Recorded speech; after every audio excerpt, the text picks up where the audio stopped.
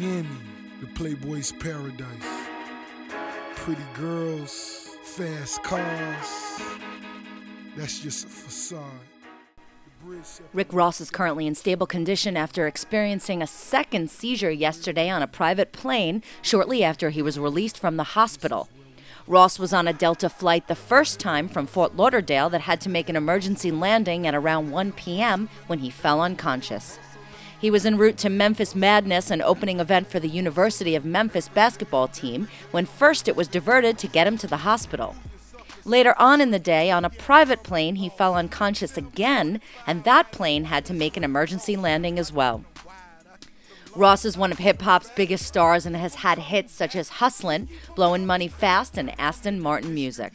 He's getting ready to release his album God Forgives, I Don't in December, and he's being tight-lipped about who's working with him on it.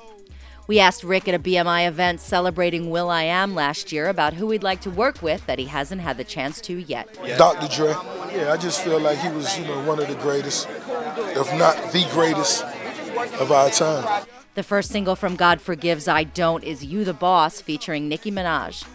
Ross's last album was 2010's Teflon Don.